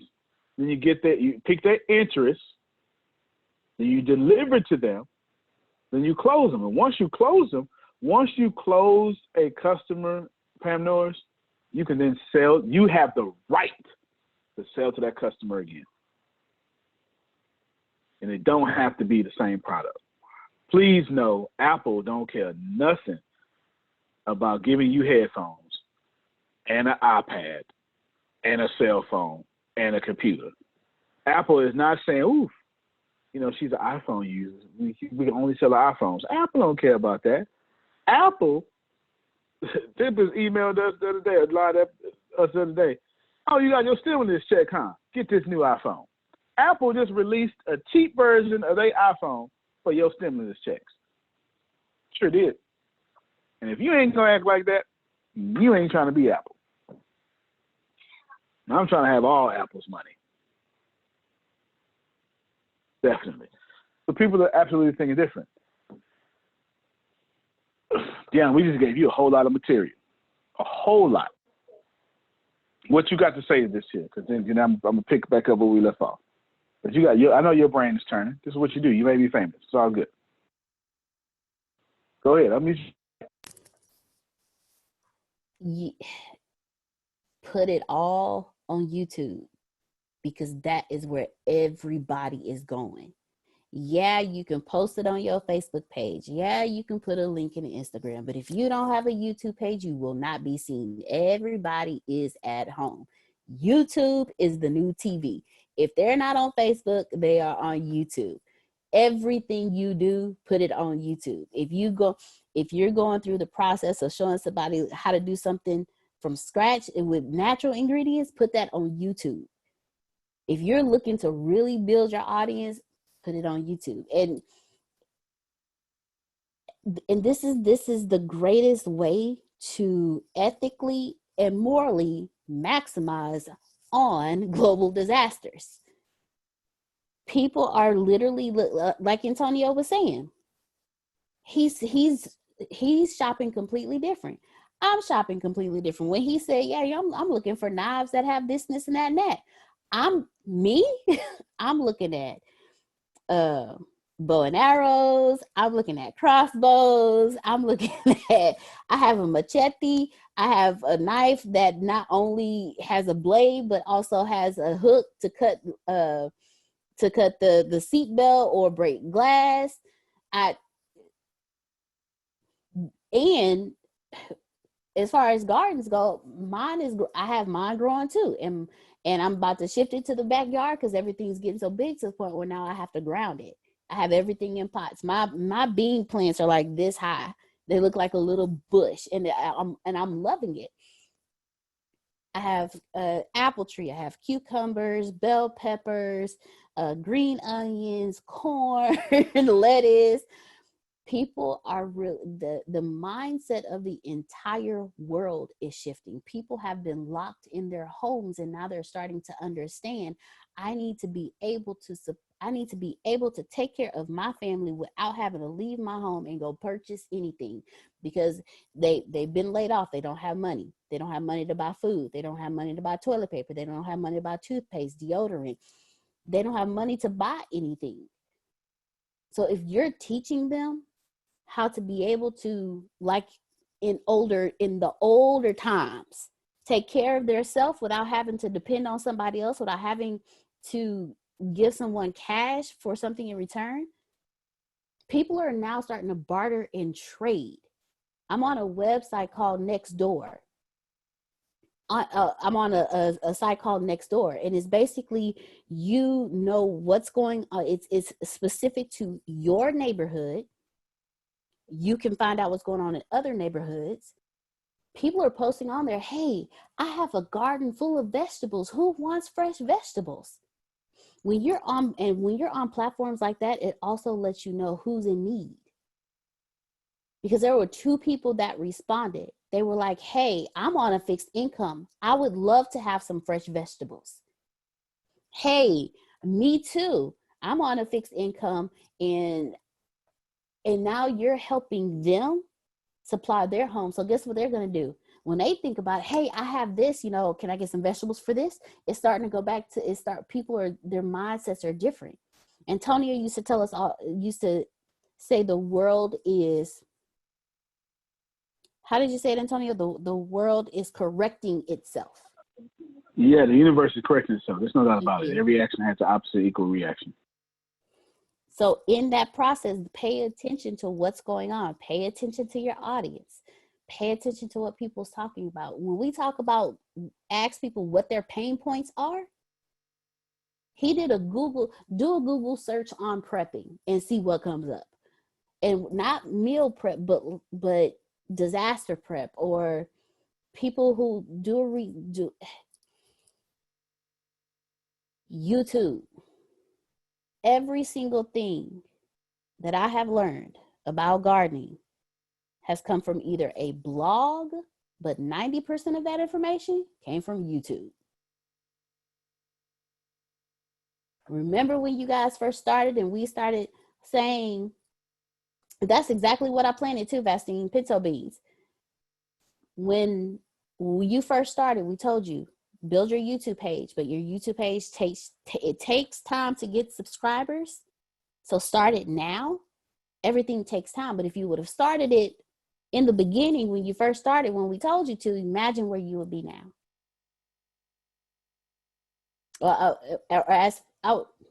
I'm not going to shit on you, like Phil would say.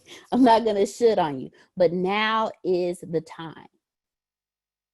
Now is the time, because everybody's mentality is changing.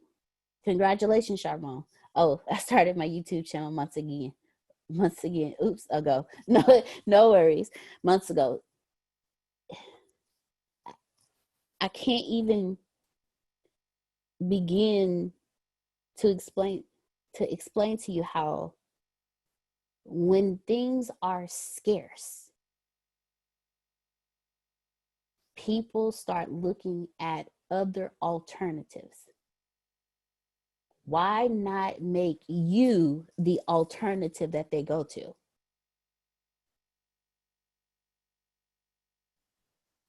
I'm done, boss man. Nah, it's good stuff. That's absolutely good stuff. It's just one of those plain understanding things. You got to get to the point in which you know what your audience is looking for. Remember, it is not about you and what you want to do and all that good stuff and the yada, yada, yada, blah, blah, blah, right?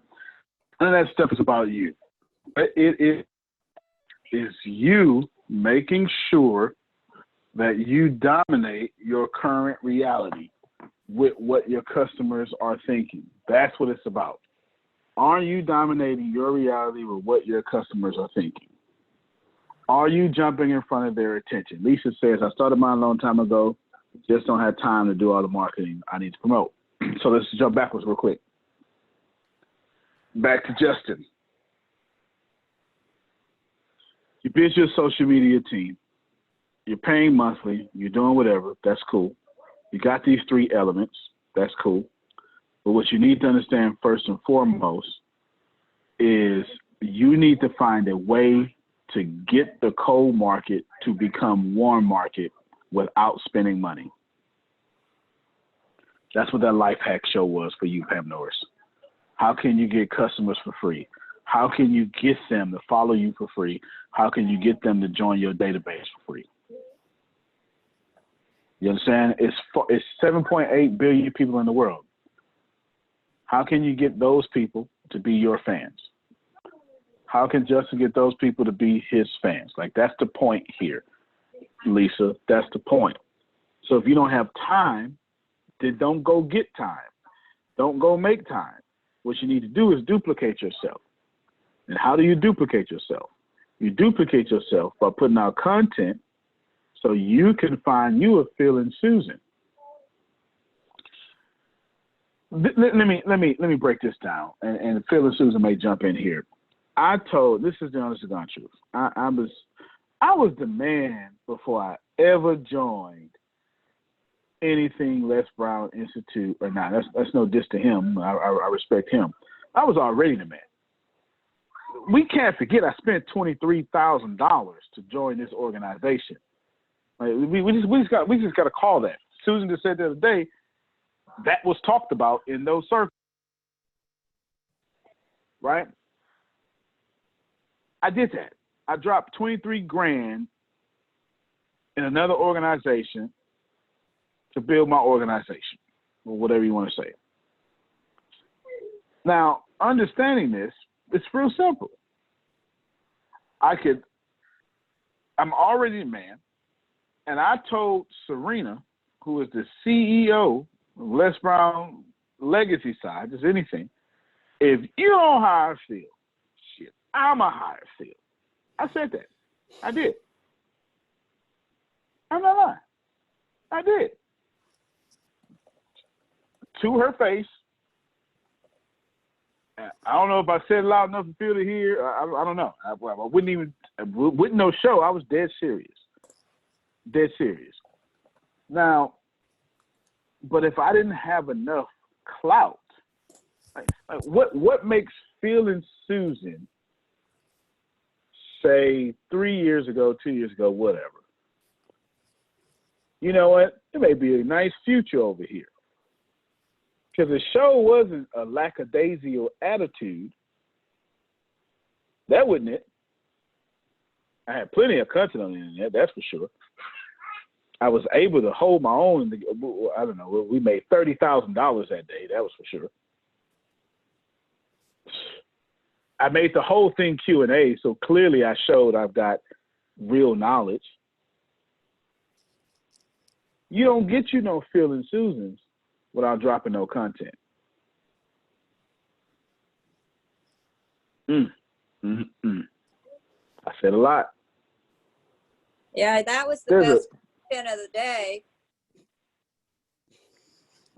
Appreciate you. Yeah, appreciate you. I've heard all the other stuff many times before. Yeah, me too. That was the thing, right? And that's the deal. You don't get. I guarantee I'm gonna say when I stay alive long enough,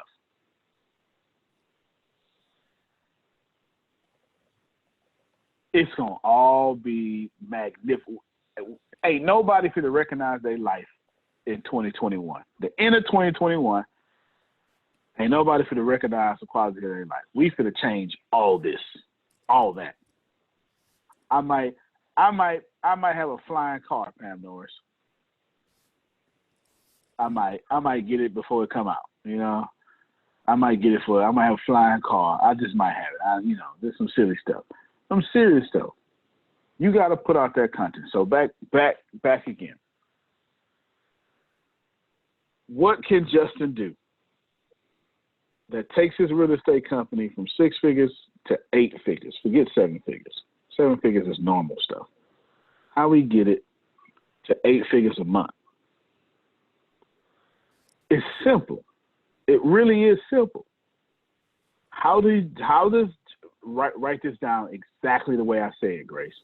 Put it in chat. How do I get audience members to fall in love with me in 8 seconds? There's your formula right there. That's it. That's worth the price of admission. Because that's my goal. I don't want you to fall in love with me. I teach y'all 8-hour rule. No, or is that what I say? Or did I say 10-hour rule? One of them. 10, okay, 10-hour rule. I'm on an 8-second rule. I want you to stumble across my page and fall in love with me in 8 seconds. Ain't nobody got time for no 10 hours. I don't know if you're coming back. I'm trying to figure out what headline can I write? How can I make this video look? Should I turn my head this way? Should I do it this way?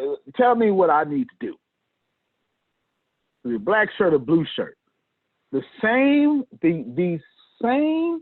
effort that they put in putting Donald Trump's tie red or blue that day is the same effort I put in my content. Donald Trump does not just put on a tie. That is depending upon his content and every president before him in America. That colored tie is determined by XXXXX, whatever that may be. Justin puts in the chat, real estate wholesaling and cash flow units, but need a jump start in e-commerce. All right, so with e-commerce, the same thing is the same. It's the same concept. E-commerce. Actually, it's the same concept, but you got it worse. Real estate, they want it. E-commerce, they got options. Mm-hmm. So now that you got e-commerce, the goal of e-commerce should be, how can I fund my lifestyle with this e-commerce is what you really should be saying. And I'm pretty sure you already are. So now that you know, all right, I want to fund my lifestyle with this e-commerce. Do you put in chat for me, Justin, and I'll be able to go in a direction. Is it your products or someone else's products? Put in chat. I'll be able to while he's doing that in chat, Gianna, won't you say something right here that's on your mind? I'm waiting for him to put that in chat. I want to go in a specific direction for him instead of a general one. I need to know if it's your products or someone else's. Go ahead, Gianna. And while he's doing that, this is when you listen to your audience. When the world is in pain, your ear should be on the ground listening. Because you can't sell to somebody if they don't want it. But if there is an emotion attached to it, you can get them every time. Grace can get them because right now, okay. Oh yeah, my bad. Hold on. Justin, all right. First off, with drop shipping, what you're going to need to know is, so he said a mixture of both. This year they just started drop shipping. Drop shipping, chargebacks are going to kill you. So what you need to do is, all right, I'm gonna just give you the game. Actually, you need to establish a very strong, okay, no returns, no exchanges. But there's still a but there. But you need to develop a very strong relationship with Di and Grace. They are the best drop shippers I know. They took an eBay company for me, took it from, was it 2,500 at first? And then did it end at $25,000 or $250,000? Which one did it end at? $250,000. No, because we was $250,000.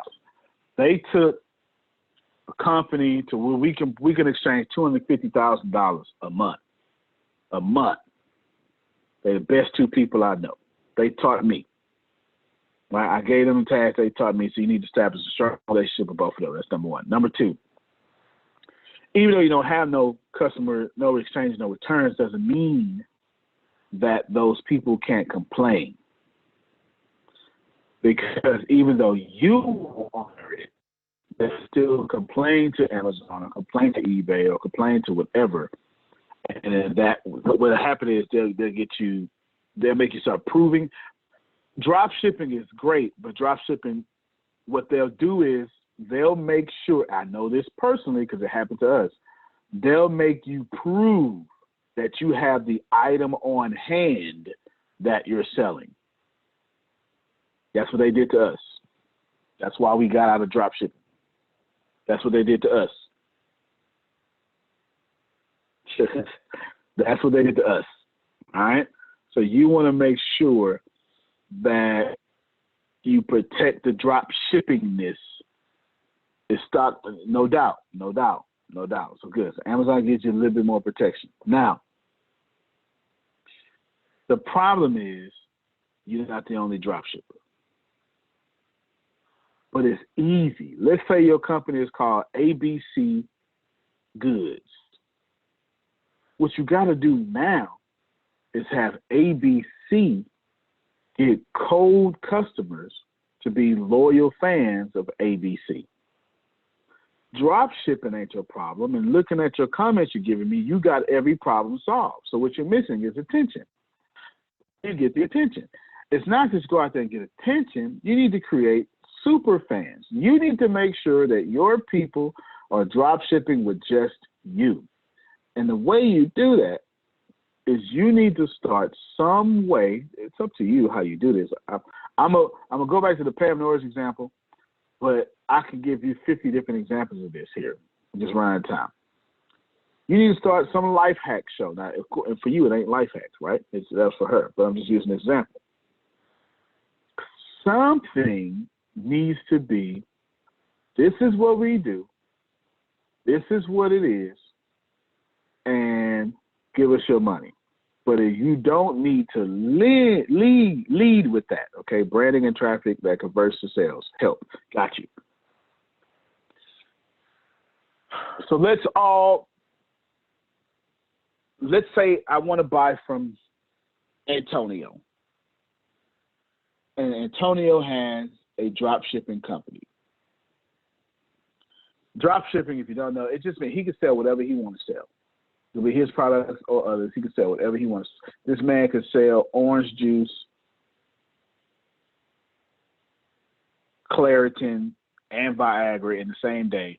No problem. It's all good. He just run it. It's drop shipping. As long as the commission is good enough, right? As long as the shipper don't eat his profit, he good. That's basically what this man is saying. Now, how do I get them to come to A? Oh, you ain't said nothing but a word.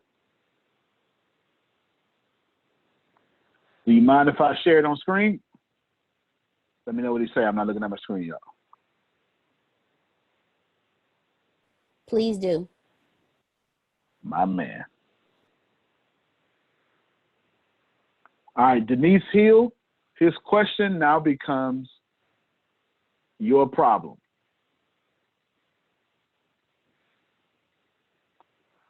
All right, so the first thing we see is for the culture. So obviously he's targeting a massive Black audience or African audience, I would say, African descent audience. Nothing wrong with that. That's a niche. That means he's narrowed 7.8 billion people down to a select amount of people. So this is good. He also has over here, because he's a smart young brother, over here to where I can message him. So he's already sent me a message, and then this goes directly to Messenger or something like that. So I can literally hit him up. And of course, he'll collect my information as I hit him up. Fantastic. And nothing wrong with the website. Nothing wrong with the website. The first thing you need right here, bro, let me refresh the page. This is called Above the Fold, right? So this is Egypt. This is clearly, okay, I'll just leave that right to a different class. I'm trying to let my wokeness pop out. Now, shop now is not good enough, Justin. What you need right here is the deal of the day. That's what you need. When you have something above the fold, what that tells me is, and even your customers subconsciously, it tells me that whatever you have up here is the most important thing to you. You're telling me where to take action. And you want me to take action at Shop Now. The problem with that is I just clicked from Facebook or wherever. Now I clicked here, that's 2 clicks. Now what you're doing is now I got to read what I want. I don't like that. You know, so there's nothing here. I don't want to do all this work. You feel me? You haven't converted me to a customer yet. You haven't converted. Nothing wrong with this. This is just how it worked in the 90s and the early 2000s. Now, I don't have time for this. Because for one, Temp is just, and the funny thing is, Temp is just posted for us in our little private group. If you got to tell me how much you cost, you already lost me as a customer. If I have to find out how much you cost. So right now I can't see how much you cost. So anyone who can't see how much you cost, now if you're selling high ticket, if you're selling a private jet, then that's different, right? But if I can't see how much you cost immediately, I'm just going to click off this website in most cases. Right now I can't see that. We know that you're reasonable, but that's because we're fans of you. The goal is to get traffic, get help, etc. Now, so that's already one click. Let me go back to the homepage. He texts me, I click, that's once. I got here, I click, that's twice. Now if I want to do, I get books. That's 3 clicks now. Here's my 3rd click. Now I got to scroll because once again, this is what you call a banner. It shouldn't be a banner here. It should be my opportunity to shop right here. Another deal of the day right here. So I'm already on 3 clicks. Here's my man Justin, right? And then here we go. So I got all these books here, no problem. Wholesomenomics, good stuff. All this is good. But see, now I'm 3 clicks in, and I'm scrolling now. So I'm looking for my thing. What could be here, if I could just have a deal of the day, that would work greatly for me. Good thing is you got this here. That's fantastic. Best selling. All right, then. So that lets me know. Alphabetical, so I can do price low, price high. Good. Best selling. So I click on his book, 4 clicks. Put in quantity, 5 clicks. Instructions, 6 clicks.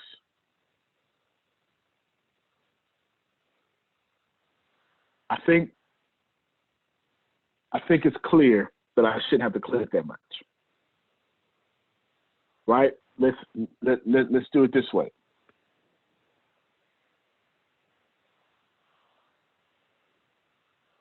I'm going to reshare another screen. Look, I'm going to go to Amazon. All right, this is the home page. I got to this page from, let's say it was an Amazon.com ad, okay? Delivered to Tempest. There you go. Now, check this out. I put in, well, let me just go down here. I put in, I don't know, loot your favorite games. With the Twitch. Never mind, hold on, sorry. Let me just go to books real quick. Got this books. I just type in books. Books bestsellers. There we go. Now here, I go click on 7 Habits of Highly Effective People. 2 clicks. Now I can buy with 1 click. 3rd click, I got my stuff. You understand what I'm saying? 3rd click, I got my stuff. I got my stuff. It's a wrap. I got my stuff. Now, here is let's go back to your website. Nothing wrong with this website. This website is Deanna's class showed up powerfully. So Deanna, give yourself props because you're saying marketing and sales need to communicate together, correct? Yes, sir. So his site is fantastic, but the marketing and sales are not communicating together. What you want to do, Justin, is you want to let me Denise, I need to buy your book in 3 clicks or less. 2 would be preferred. But there should really be a deal. It's nothing. The same way, I don't know how you built it. Actually, I can tell you how you built it right now. Because I'm a nerd. I can tell you everything about the site because I'm a nerd. That's what I do. All right. So it's JavaScript running. All right. So the pictures was labeled for the culture global. So this is a slider. That's all I need to know. This is a slider. So right here, you can make this. This is a slider, y'all. Again, everybody can't do that nerd stuff I did, but whatever. This is a slider. So all you got to do, Justin, is hyperlink one of these sliders as the deal of the day. Done for it. Done. And the deal of the day could be something you arbitrarily pick. You come over here, and let's say you pick water. And what you do is 40 ounce alkaline water, right? You take this link, and you come on Facebook, and what you start doing, Justin, is you don't target people, you start targeting sects of people, different sections of people. So here you have alkaline water, and then, hold on, actually, I'll even do you a solid favor. You got alkaline water right here.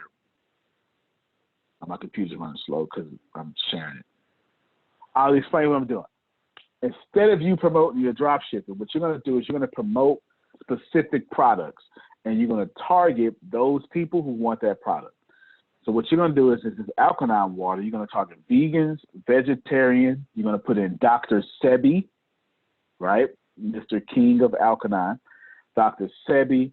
You're going to put consciousness, woke, all that stuff in your advertising because you have a background of advertising. And if your current marketers or advertisers don't know how to do this, they need to be fired. They need to be fired, right? You're going to target all these people, and then you're going to take that alkaline link and you're going to put it right there. And then you're going to write copy specifically for people who like Dr. Sebi, for people who like, okay, feel that. I just watched your stuff. Do you have access to the admin? Are you an administrator on the control panel? Let me see if you use WordPress or not.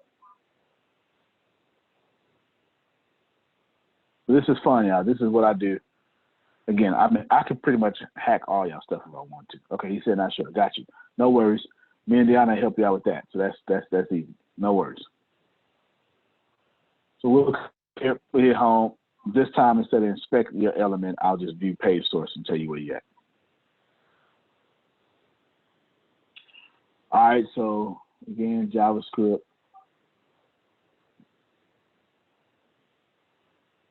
Are you using Shopify? You built this with Shopify. Yep. Yeah, it's built through Shopify. No doubt about it. All right, then. So what you want to do, if how I found it out, I mean, all your local files. So this is telling me that this is your image. It's a PNG. This is the. Hey, when y'all post something on the internet, it's mine. Let me just stop my screen before I finish explain. If you post something on the internet, that's mine. Do you understand? It's mine. You don't have no privacy when you put it on the internet. Do y'all not see what I'm doing here? Do y'all see what I'm doing?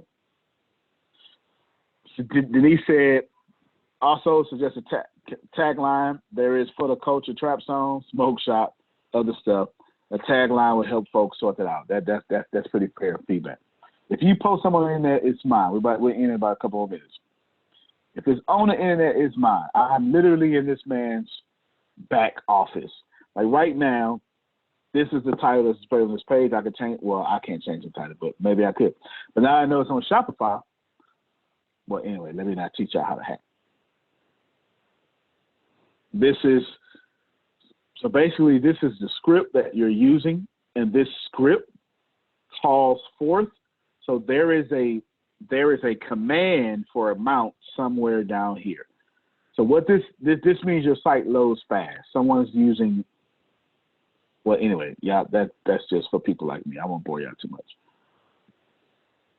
But remember, see this function. This function here. This is running your analytics. That this one, well, I've skipped it up. This is running your navigation. This is basically what we would call bootstrapping, but anyway. So you're using Shopify. What you need to do is you just need to figure out what your Shopify thing is and see if we can get access. And yes, Shopify and the custom domain, no problem. Just get your, so obviously they're charging you every month to maintain this site. Ask them to add you as an administrator so you can make changes, and then boom. And also make sure that you have the domain power. Like make sure the domain is owned by you. I can make all, if you can make all changes, then you're the admin, so you get to go. So they built it. So if you can make all changes, you're not paying us. Okay, you just said it when I just said it. Yeah, if they let you make all changes, you're not paying monthly for sure, because that's how they make the money. So no doubt, and that means you're the administrator. So what we'll do is we'll help you, Deanna, write this down. We'll help him figure out how to do deal of the day.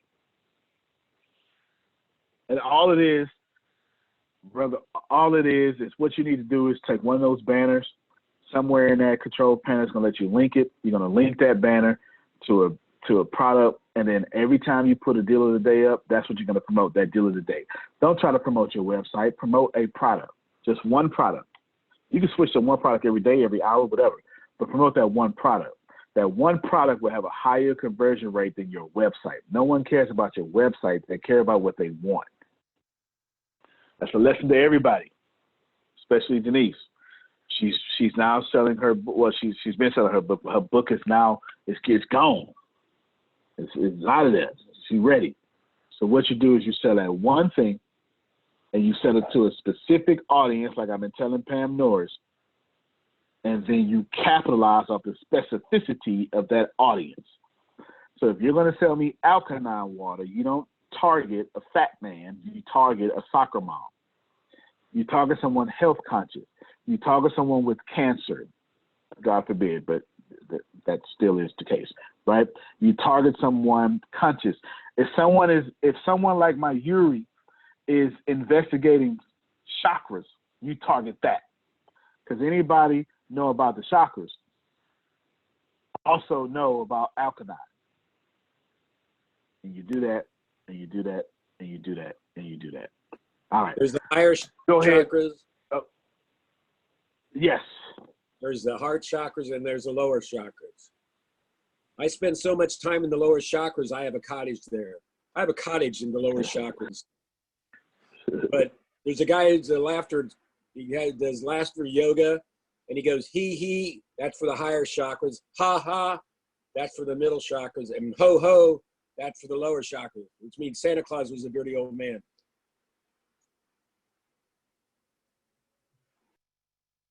No doubt.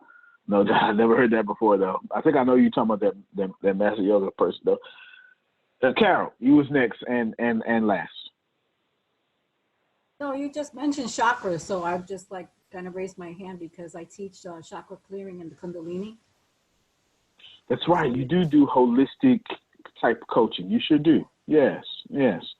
Sure do. So you would have to know about that. Yeah, you would have to know about that. Yeah, good stuff. Anything you want to say right there? Okay, cool. Well, that's it right there. Deanna, set up with Justin so we can help him out as much as we can. No problem, Justin. We're going to take care of you, man. It's nothing. It's nothing, right? The best way, what you do is just to get on the phone with us. We'll lace you up. It's nothing, man. You muted. There we go. My phone disconnected. But since you got all your admin controls and stuff, you can make anybody a user on your site. and we can get in there and help you walk you through those. So we'll meet on Zoom. That way you can share your screen and we can walk it all down like that. Cool? All right, everybody. Well, I sure appreciate you being here. Oh, yeah, man. You good, man, brother. We got you, man. So Deanna, get with him ASAP, or Justin, get with her ASAP. We'll take care of you real good, okay? Antonio T. Smith Jr., ladies and gentlemen, you can plan better. You can dominate. All right, everybody. Go ahead, Carol. You go ahead and say something. No. I was just saying bye. Oh, okay. All right, everybody. Appreciate y'all. Thank you very much. See you next time.